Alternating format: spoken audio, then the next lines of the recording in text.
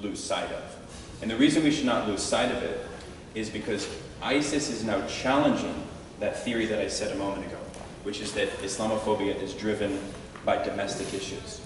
They're actually now challenging that idea and actually showing that terrorism overseas and international issues actually is making perhaps more of a difference. So, how do we combat Islamophobia online? This is a beautiful image. I wish you guys could see it. But this is people, a Muslim mother and daughter at a rally after the Terry Jones Quran burning thing. The first thing I want to point your attention to is that we have to remember that Americans are fundamentally good people. And if we turn to polling, we can actually see that before 9/11, favorability towards Muslims and Islam was actually lower than immediately after 9/11. So you'll see here in March of 2001 to November of 2001, things increased. So I think there's a common idea that 9/11 presented this major wedge whereby Muslims were then demonized and so on and so forth. And that's true at the level of policy and many other levels. But at the level of how Americans come to understand what Islam is in their own imaginary, remembering that only 45% of people know Muslims personally. So what that means is that the predominant way that most people understand Islam and Muslims is through the media. There is great power. So what this really indicates to me is the power of the media.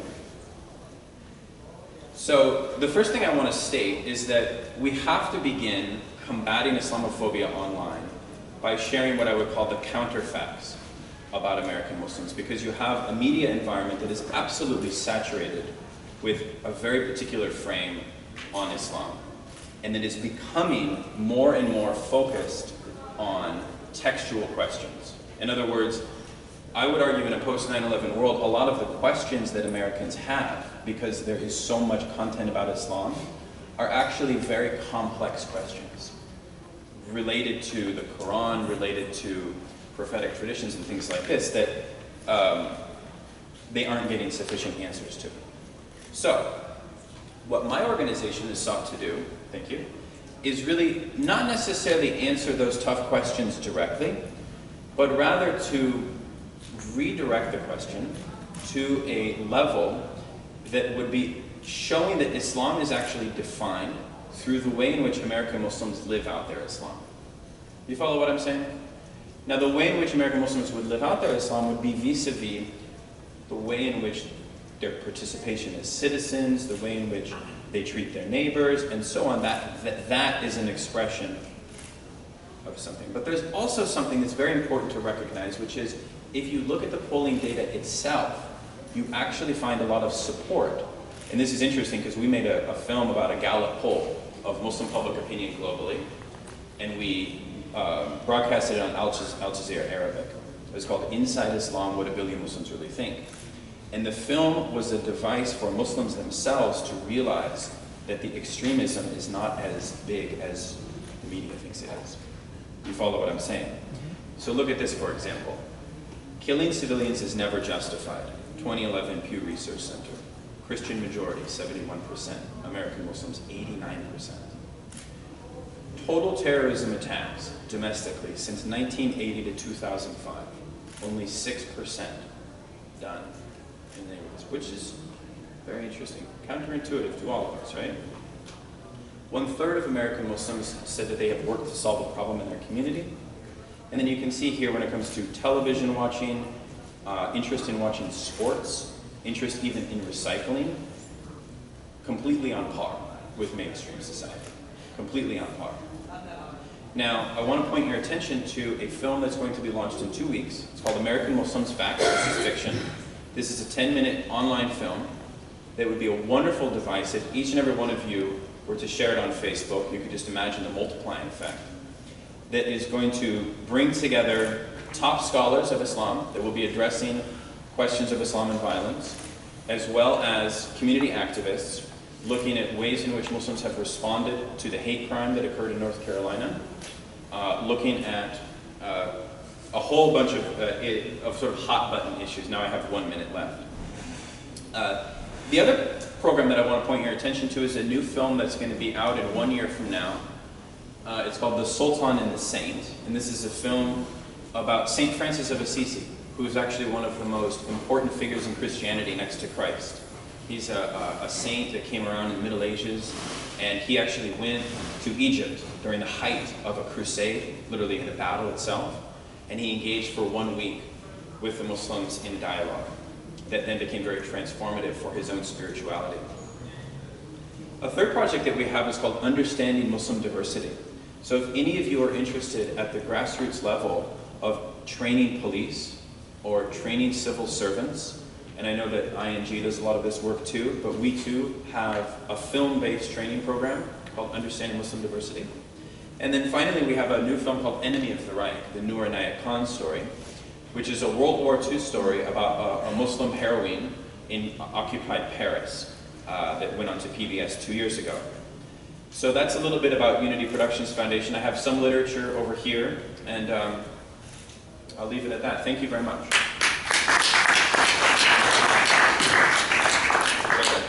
Time? Good. Oh, I'll do it. Okay, we're now going to hear from Ameena Jandali.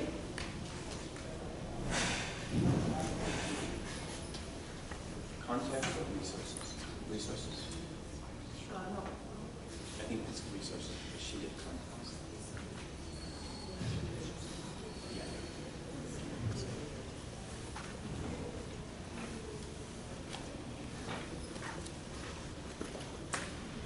All right, so I'm going to go ahead and introduce myself and start talking as we pull up the next PowerPoint. Technology is the biggest enemy to sessions about online curriculum and things like that, or any other endeavor. Exactly. So again, my name is Ameena Jandali, and the organization that I work with is Islamic Networks Group, where the ISNA is passing out some literature about ING. You can also go on our website, www.ing.org, and see what we do.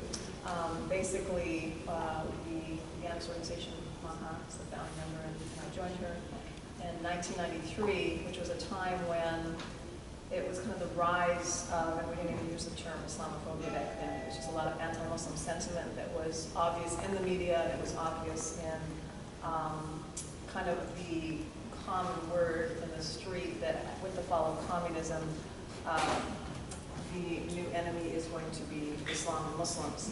And so we began in that year to offer presentations about Islam and Muslims as a way of countering the narrative that had already begun to be commonplace, that Muslims are terrorists, Muslims are violent. It was around the time of the Iraq War, and through the years with different events, the Oklahoma City bombing, and then obviously with 9/11, those stereotypes have continued and actually expanded. And here we are today where, as you've heard with all the polls, we're actually in a worse situation than right after 9/11, and that is due to a number of factors, some of them related to the Islamic phobic campaigns, others related to events overseas.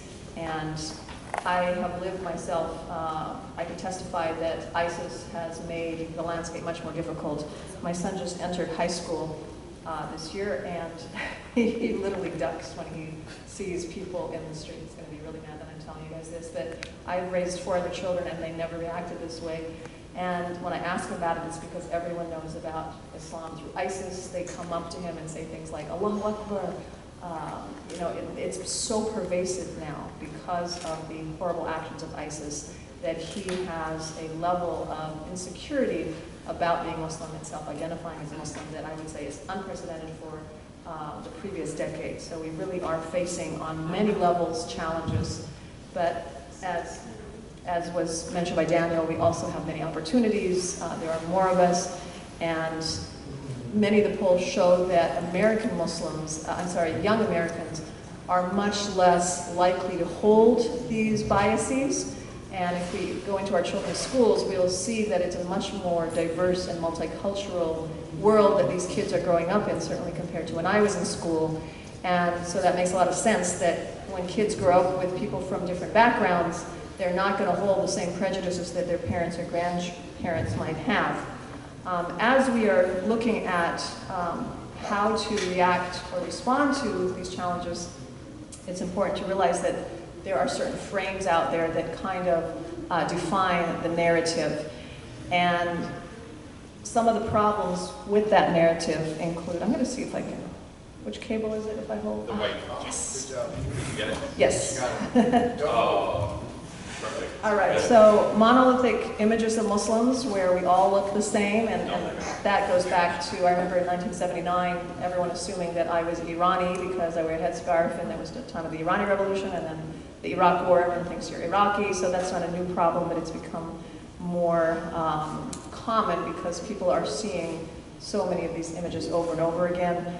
As Daniel mentioned, most of these images are overwhelmingly negative. They don't reflect many or no commonalities with Americans. In fact, they tend to be very oppositional in their nature, anti-women, anti-democracy, intolerant of religion, overly religious, and in no way do Americans view Muslims as somehow contributing to our well-being, so they're neither relatable nor likable. The solution, as has been already stated, but I'll go through it again, is to present a more diverse picture of what it means to be a Muslim, to identify commonalities, because the best way to overcome stereotypes is to show that you're not actually that different from the person you're talking to. You can't explain away all our differences, and as Muslims we shouldn't, but to give reasons for those differences provides understanding. To highlight contributions, whether we're talking about the past history of Muslims, which many people say is no longer relevant, or the present day contributions of Muslims, and then highlight shared experiences and histories, including a history of Muslims in this country, and then identify notable figures who are continuing to contribute to the well-being of the United States. So the way that we have carried out kind of this mission through the last 22 years is through the formation of what is called the Islamic Speakers Bureau, that trains and certifies speakers in a very structured manner to go into middle and high schools, as well as other organizations, churches, synagogues, Rotary clubs, and talk about these particular topics. We give a basic overview of what it means to be a Muslim in 2 of our presentations for middle and high schools, and then we also do contributions to civilization and a history of Muslims in America for middle and high schools, as well as Muslim women beyond the stereotypes for high schools. If you notice, all of these topics are directly tied to challenging the common frames. We have affiliates nationwide in all of the cities that are listed here that also have local speakers bureau who do the same work in their local area using ING content and methodology of how they train and certify their speakers. Additionally, in the San Francisco Bay Area, and hopefully expanding to some of our affiliates, we have what is called the Interfaith Speakers Bureau, where we have trained speakers who sit on a 5-faith panel where they'll go out and talk about different topics, shared values, living the faith, contemporary issues. And we also have the 3 Abrahamic faiths and Muslim Jewish topics where they'll address commonalities around anti-Semitism and Islamophobia, maintaining our faith as a minority in a secular society, and issues of securities.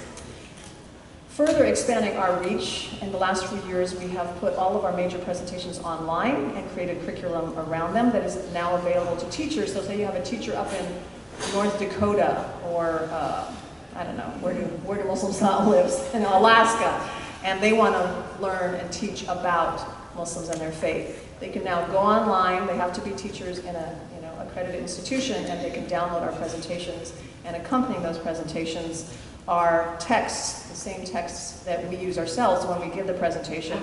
Additionally, we have a lot of activities that they can use to make this a well-rounded curriculum, including discussion questions, analysis questions, response questions. We actually have tests that they can give their students and various activities, as well as links to or names of supplemental films, including a lot of UPF's films, Muhammad Legacy of a Prophet, Prince.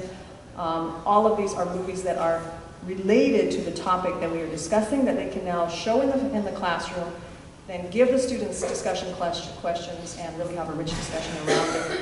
And then at the end of every curriculum, we give them additional teacher resources that some of them are on our website, others are on other websites. So again, here are the titles of our online curriculum that match our major presentations, getting to know American Muslims and their faith, Muslim women beyond the stereotypes, Muslim contributions to civilization, a history of Muslims in America. And then we also have curriculum around interfaith and multi-faith, that emphasizes shared values and shared beliefs. We are coming out with 2 new curriculum around contemporary Muslim heroes. The first one is about Amir Abdul Qadir. Have any of you guys heard the name Amir Abdul Qadir? Show of hands. So one of the interesting things that we've found through really highlighting these curricula is that a lot of Muslims need to have access to these because they don't know a lot of these facts. And particularly with these heroes, unfortunately, if we were to ask our children, who their modern-day heroes are, they wouldn't have too many that they could, bring to mind. And these are 2 19th and 20th century heroes. And Abdul Qadir was a freedom fighter in what is now known as Algeria. He fought for many years against the French, and then ultimately was exiled to France and then sent to Syria, where the story and the larger theme of this conference and this convention is authentic narratives. That is the topic of today's session here, and everyone has a story. None of us go through our life without a story. Some of our stories may seem more engaging than others, but we all have a story, and his story is truly engaging because it hits so many of the different themes, from being a freedom fighter, and it shines a light on colonialism and how we got kind of to the 20th century. But then it takes a very surprising turn where in Damascus there is a massacre of Christian Syrians, and he with his sons goes and rescues hundreds, even thousands of these Christians, bringing them to his own house, and is then embraced by the West as a hero. And so this one story really challenges so many different stereotypes. The second story that we're working on is Badshah Khan, a Muslim hero for our time, also not well known.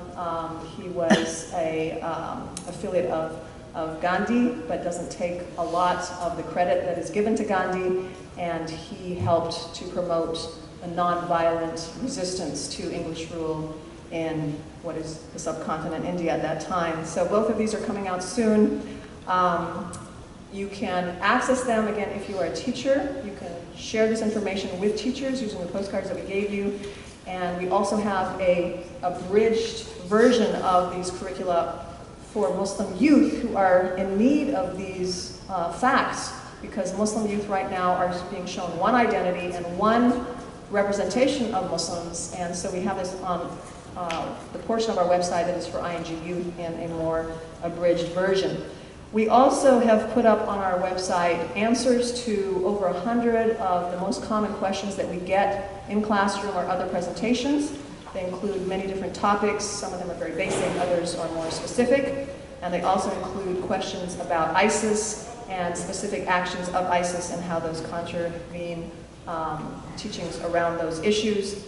This is a sample question and answer, so we ask the question and then give a very brief answer that is really honed to get to the heart of the question and to understand what the questioner is actually asking. So these are available to everyone on our website under our FAQ session, and we invite you to all look at these resources. Jazakumullah khair. Assalamu alaikum. Thank you, Ameena. We need the presentation switched. Yeah. So we now have Shafath, and he's our last speaker, and then we're going to open it up for questions from you.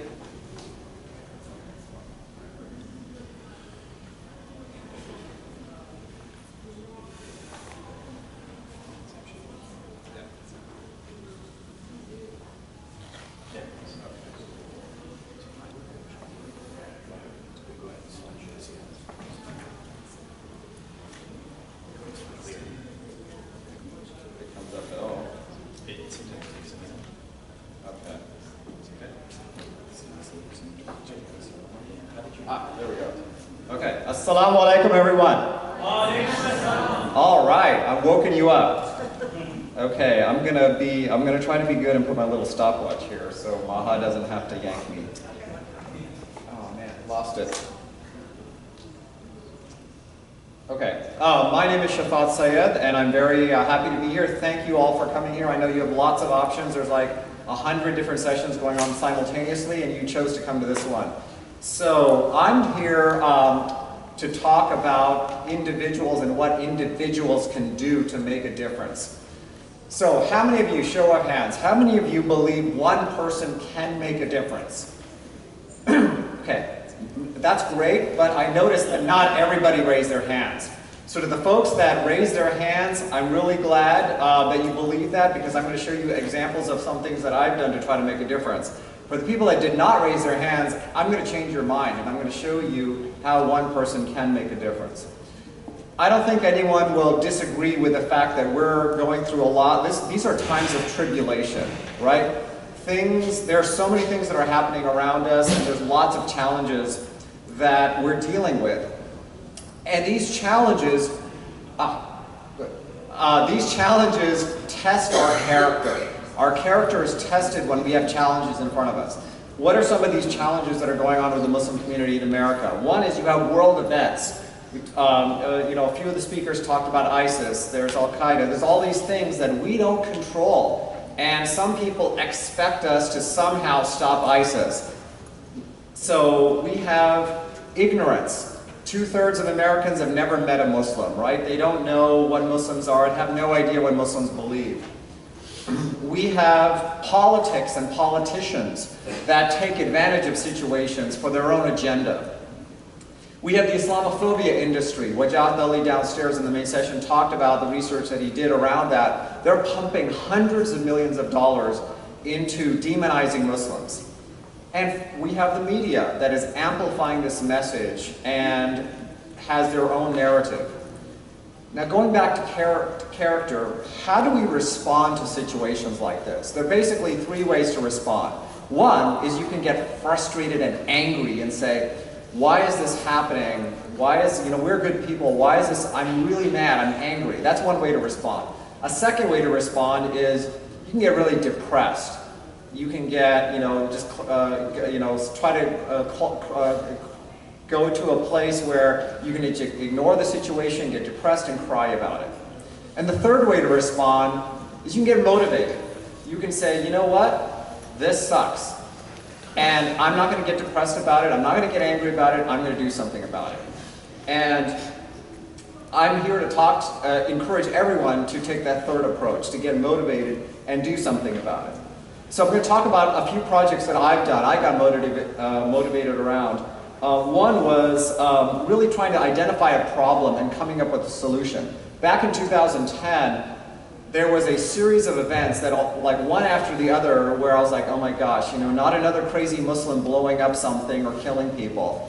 Islamophobia is happening. What can I do about it? And I was looking around for good things, good news happening to Muslims around the world, or on the web. Where is a place that I can go to just see good things? And I couldn't find it. So I decided to create a website called MuslimGoodNews.com. And I registered the domain name, created a Tumblr blog, and what I decided to do is I'm not going to actually write any stories because there's tons of news that are out there. I'm just going to curate content. So I started looking at my Facebook feed, I started looking at other news sites and so forth. And what this site is if you're a Muslim, you can go in here and you're only going to see good news. You're not going to see any bad news. It's all good news, things that are small stories, big stories, good things that are happening to Muslims. And if you're not Muslim, and a friend of you comes up and says, hey, you Muslims are doing all these crazy things. What good things have you done? You can point them to this website so that they can see the good things that Muslims are doing. And it's not just about, crazy things or bad things, but, what are the good things that are going on? And so what you can also do is users can submit stories. So I wanted to make it scalable, so it's not just me curating or posting stories, but people can submit stories, and I get submissions all the time. So that was one project. The next project is, people are always saying, why don't Muslims denounce this? Or why don't you condemn that? You guys never condemn anything. And there are many organizations, ING, CARE, you name Muslim organizations, they've condemned all sorts of things. They've said this is not in Islam. But again, I couldn't find a single place that had everything where Muslims are saying, no, this is not about Islam. So I created another website called notinislam.com. And basically, it's a curation again of videos, statements, presentations, anything I can find that shows that things that are happening that Muslims are doing are wrong, and a single place where people can go and find that out. And a third example I'm going to show is last summer, when the war where Israel was attacking Gaza, there was a lot of frustration in the Muslim community because Israel was viewed as, in the media, as the victim, right? All these rockets are coming into Israel, those terrible Palestinians in Gaza, and it was frustrating to a lot of people. So I worked and created a website called GazaFacts.com. There was a local donor who donated $10,000 to actually play some radio ads to deal with some of the other pro-Israeli radio ads. I have partnered with CARE as well as Jewish Voice for Peace, and we created a website with a whole bunch of content on that. It had stories, articles, it had a section on how to take action. And these are all examples of ways that I got motivated and did something. I have a new project that I'm working on that I'm really excited about, which is, haven't figured out the name yet, but it's essentially a way for any American to meet Muslims. 2/3 of Americans have never met a Muslim. This is a way to go online and say, I want to meet Muslims in my area. And it will pair people up with Muslims in their area. They can meet online in Google Hangouts, and at an appropriate time and circumstance, they can meet in person. But I fully believe that if every American could actually meet a Muslim and talk to them and say, wow, you're not crazy, you don't want to kill me. You're actually my neighbor, you're my doctor, you teach my kid in school, you're a normal person, and you actually like America.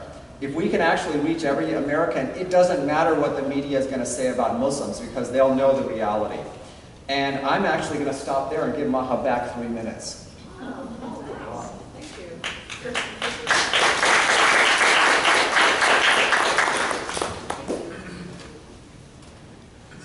Okay. He's actually given you 3 minutes. So Daniel talked about the different forms and the ways that Muslims are portrayed in the media, and the importance of creating films and online media products to combat the way that Muslims are portrayed. Ameena and Jandali talked about very specific markets that are already teaching about Islam and the importance of us going into the school systems, going into agencies to supplement that education, because it's happening anyway. It's going to happen without us. We're going to look for material. And so it's important for us to be there to supplement that education. And then Shafath, of course, talked about the value of one individual doing something, and he's incredibly creative. He's come up with all of these different ideas that he just implemented all on his own by working with organizations. So thank you to all three of you, and now we're going to open it up to you if you have any questions about countering extremist narratives with authentic narratives and portrayals of Muslims in the media, both online or by other means. I also have 3x5 cards, but if you want to stand up and... Yes, thank you. Assalamu alaikum. I was very interested in the comments about what an individual can do. And I want to add, because I'm very active in my own community, I was the chairman of the Community Relations Commission in my town.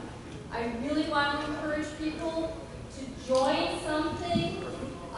It could be a commission in your town, it could be the school board, whatever it is. And actually, the less it has to do with religion, the better. If you want to join the Bicycle Safety Commission, whatever it is, I think it's extremely important that Americans see Muslims involved in all aspects of community life, not just religion.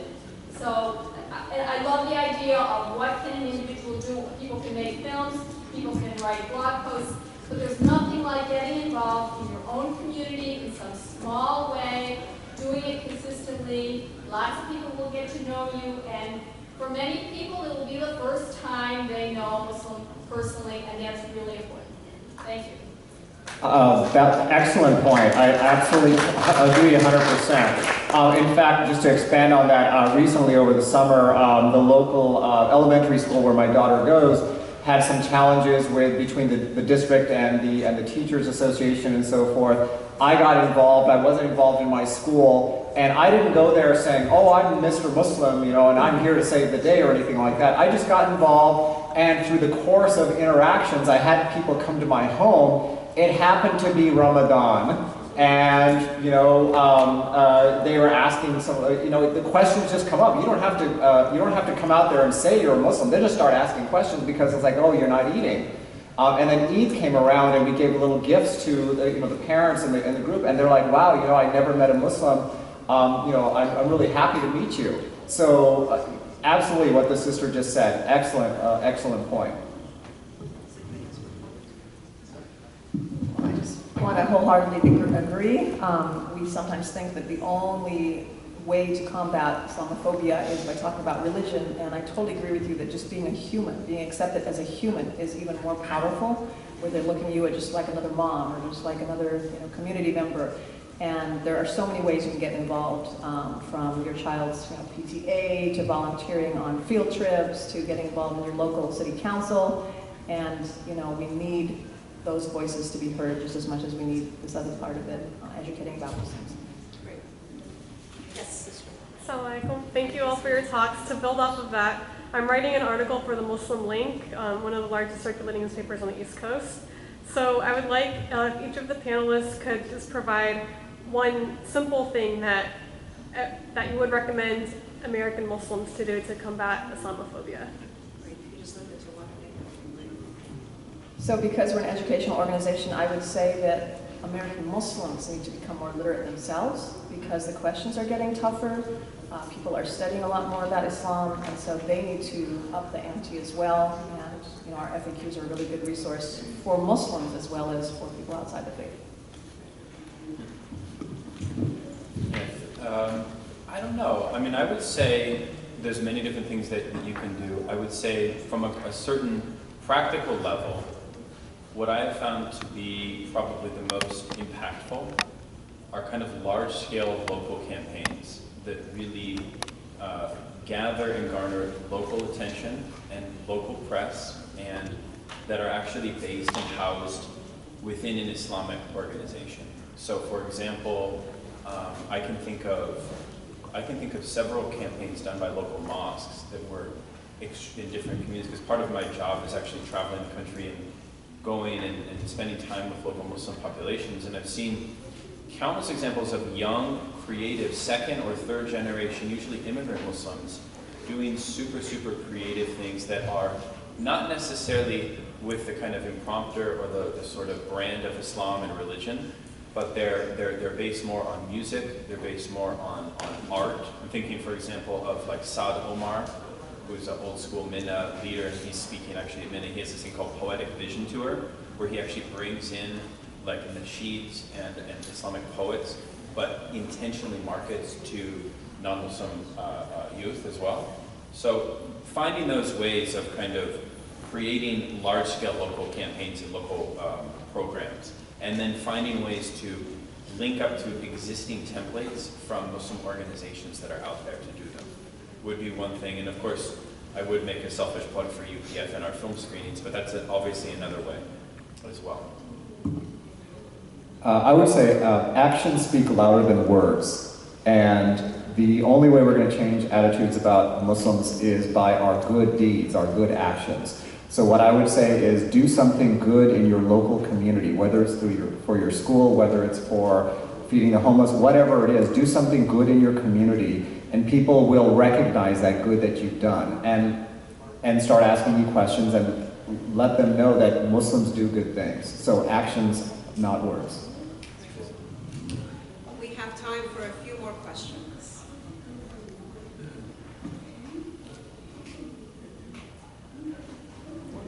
Can I ask the audience a question? Okay, so is everybody going to leave here and do something because they know that one person can make a difference? I want to see a show of hands. Are you going to pledge to do something to change attitudes? Already. All right. So I have a question. Do people feel that, because you may have come here interested in online stereotypes, and I just wanted to state that perhaps we didn't mention it, but online stereotypes are, which is the focus of the panel, are kind of a different thing, right? And how are they different? Somebody recently said that, and no offense if you support him, said that Donald Trump is a YouTube comment running for president. And so people online, they kind of work like a chicken with their head cut off. They lose all rationality. And so I would actually argue that maybe it's not best to engage people online in those conversations often, because they can hide behind the online profile, the online avatar. And perhaps one of the things that all of our programs are trying to do is sort of encourage offline engagement. Because the thesis that I would put forward is that Islamophobia is really only going to change both when Muslims can share these good stories and take initiative and all of that, but also when people with familiarity, the familiarity is actually at a higher level. So 65% don't know a Muslim, dwindles down to 10%. Then things are going to be much, much different, I would argue. So, can I respond to that? So are you suggesting that if, I mean, I've noticed that anytime there's any article about Muslims or written by a Muslim, if you go to the comment section, which now a lot of the publications are not even allowing comment sections, but I feel like there's paid trolls out there who go and write horrible things. Yeah. But are you suggesting that if one sees a comment, you should not respond to that comment? No, I'm not suggesting one should not respond. I think that would be not my proposal. My proposal would actually be a little bit more than that. The first thing we should note is that millennial Muslims, you guys know what millennials are, people born in, I think, 1990 forward, which is startlingly a lot of people. Please submit your yellow forms before you leave. That cohort of American Muslims are incredibly powerful online. Incredibly powerful. On Twitter, all of the top scholars that are speaking tonight, you know some of them have individual followings of over 1 million people. So, you know, they have more of an institutional voice than the American Muslim institutions themselves. And so do many young millennials. The problem is that they don't have a kind of, often they don't have a kind of guided program, you see? So the more ways that you can organize that space online of young Muslims, the better, I think, and the more unified strategy you have there, the better. But I would say, you know, engaging those really, it depends on what level of insanity you're talking about. You know what I mean? If you're talking Act for America and those people, don't engage. The strategy that CARE has with Pamela Geller is no engagement. And that's, I think, a sound strategy, you know? So it really depends on how extreme the Islamophobia is. Any more comments or questions from people? So I might actually push back a little bit about social media campaigns, because some of them have been incredibly successful. And I'm thinking of a couple, especially the ones that were done by Rabia Chaudhry, for example, against the ABC. It's film or cartoon. Alice in Arabia. Yeah. Right. Yeah, so a social media I was saying they were successful. That was my point, that they are successful. Okay. Yeah. Okay. Oh, yeah. Okay. I'm just saying that they don't, that they're organic. That, Right. they happen organically, which is maybe fine, but it's just, they're spontaneous. Isn't that the nature of social media? You never know what tweet is going to take off and be really popular. You made a point earlier that depending on the intensity on social media, you should respond or not respond. You should choose to respond or back off. But say that it's not, if you were to respond, how would you respond to it? Like say if it was comments or on Twitter, what would be a smart way to respond without having a backlash? Well, I think the first thing you can do is point people to really credible sources of information. So the ING FAQs is a really good source. I think often when it comes to Islamic textual questions, if you're talking to a Muslim, you might want to, it's a different audience. So always be aware of who your audience is. If you send a non-Muslim to some scholar who maybe writes in Arabic and his work is translated into English or something like that, it's probably not the best idea. You should send them to ING. You should send them to an organization that has communicable information for people. And never assume also that people haven't read or that they don't know. Never assume ignorance of your interlocutor, you know. So, I mean, I think there's many things that you can go through, but I would say if you choose to engage, you know, send people to authoritative sources, and obviously don't act like a chicken with your head cut off, you know, act like a sensible person, and eventually people, I think, will listen. Thank you. I also add, you can also respond with facts, like what you just said about 6% of the terrorist attacks. Did you know that 6% of the terrorist attacks in America were actually Muslim? That'll kind of stop. What I've noticed is if you put out a fact with no emotion, because there'll be this thread of all hate, it kind of stops it right there. Now they'll come back, they'll regroup and come back, so that's the problem with it, it kind of never ends. But putting out just basic facts that challenge the narrative. Yeah, and I think, you know, another thing is it depends on the level. See, here's the thing, the Islamophobia industry, what they're trying to do, and this is the interesting thing about them, they don't care about Al-Qaeda or ISIS. What they care about are the ISNA speakers who they claim are secretly a part of these, right? So what you need to then do is frame and couch what they are doing in a long tradition of otherization that other American minority religious communities have gone through, from the Jews to the Catholics to African Americans to the Japanese during the Second World War, and point out how this bigoted strategy has really nothing to do with Islam, but it has to do with xenophobia and a long history of certain kind of American politics of exclusion, right? So really, it might even be helpful in some cases to divert the thing away from Islam and such, and to really point these people out for who they are, which is the Islamic thing and the Muslim thing is totally incidental to their campaign. You see what I'm saying? Yeah. Thank you. Okay, with that, we're going to go ahead and close, and we want you to fill out the evaluation form, which is on the yellow sheet, and please hand it to whoever the volunteer is who is left the room. So maybe just leave it in the chair in the back, and then also grab some postcards from the fellow in the back that will give you information about the resources that ING at least has. So thank you all very much, and thank you to our panelists.